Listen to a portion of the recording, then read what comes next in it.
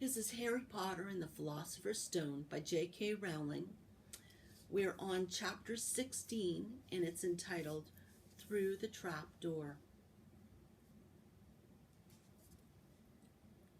In years to come, Harry would never quite remember how he had managed to get through his exams when he half expected Voldemort to come bursting through the door at any moment.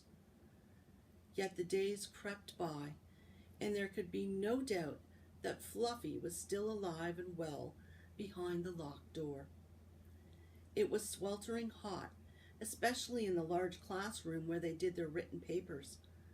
They had been given special new quills for the exams, which had been bewitched with an anti-cheating spell.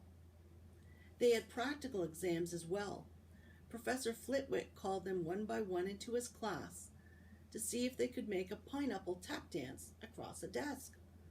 Professor McGonagall watched them turn a mouse into a snuff box.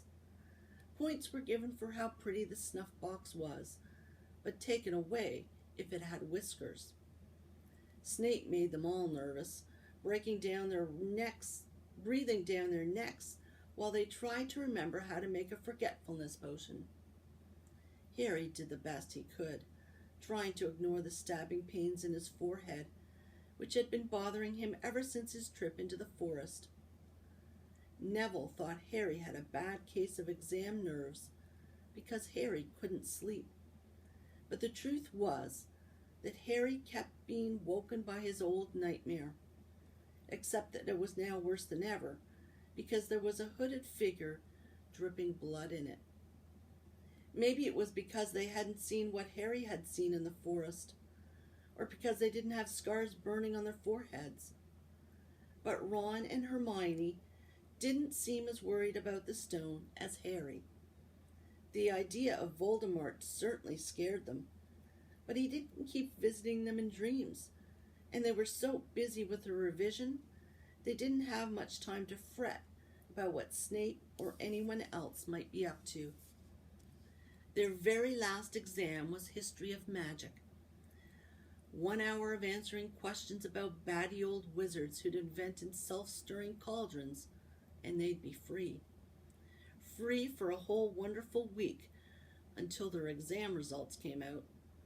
When the ghost of Professor Binns told them to put down their quills and roll up their parchment, Harry couldn't help cheering with the rest. "That was far easier than I thought it would be," said Hermione, as they joined the crowds flocking out into the sunny grounds. "I needn't have learned about the 1637 werewolf code of conduct, or the uprising of Elfric the Eager." Hermione always liked to go through their exam papers afterwards, but Ron said this made him feel ill, so they wandered down to the lake and flopped under a tree. The Weasley twins and Lee Jordan were tickling the tentacles of a giant squid, which was basking in the warm shallows. "No more revision," Ron sighed happily, stretching out on the grass. "You can look more cheerful, Harry. We've got a week before we find out how badly we've done. There's no need to worry yet." Harry was rubbing his forehead. "I wish I knew what this means," he burst out angrily. "My scar keeps burning. It's happened before, but never as often as this." "Go to Madame Pomfrey," Hermione suggested. "I'm not ill," said Harry. "I think it's a warning. It means danger is coming." Ron couldn't get worked up. It was too hot. "Harry, relax. Hermione's right. The stone's safe as long as Dumbledore's around. Anyway, we've never had any proof Snape found out how to get past Fluffy. He nearly had his leg ripped off once. He's not going to try it again in a hurry. And Neville will play Quidditch for England before Hagrid lets Dumbledore down." Harry nodded, but he couldn't shake off a lurking feeling that there was something he'd forgotten to do, something important. When he tried to explain this, Hermione said, "That's just the exams. I woke up last night and was halfway through my Transfiguration notes before I remembered we'd done that one." Harry was quite sure the unsettled feeling didn't have anything to do with work. He watched an owl flutter towards the school across the bright blue sky, a note clamped in its mouth. Hagrid was the only one who ever sent him letters. Hagrid would never betray Dumbledore. Hagrid would never tell anyone how to get past Fluffy. Never. But Harry suddenly jumped to his feet. "Where are you going?" said Ron sleepily. "I just thought of something," said Harry. He had gone white. "We've got to go and see Hagrid. Now." "Why?" panted Hermione, hurrying to keep up.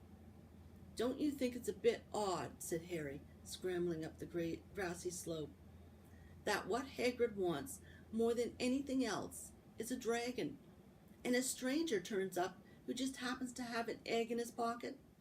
How many people wander around with dragon eggs if it's against wizard law?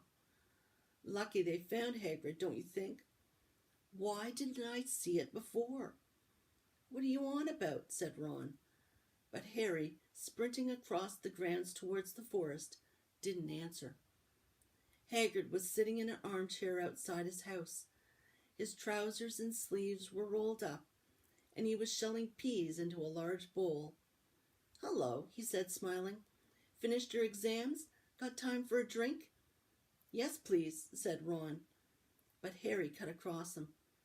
"No, we're in a hurry, Hagrid. I've got to ask you something. You know that night you won Norbert? What did the stranger you were playing cards with look like?" "Dunno," said Hagrid casually. "He wouldn't take his cloak off." He saw the three of them look stunned and raised his eyebrows. "It's not that unusual. You get a lot of funny folk in the Hog's Head. That's the pub down in the village.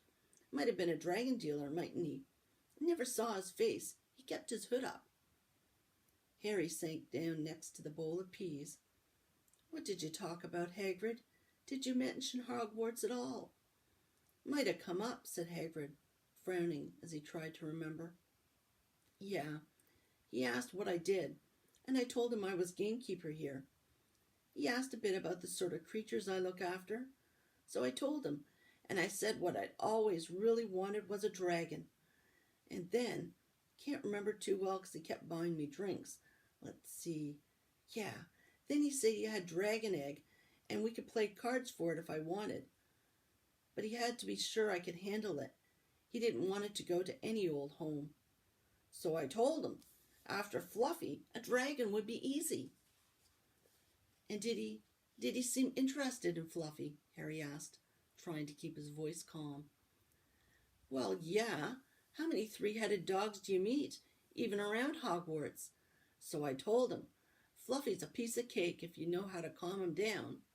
Just play him a bit of music, and he'll go straight off to sleep." Hagrid suddenly looked horrified. "I shouldn't have told you that," he blurted out. "Forget I said it. Hey, where are you going?"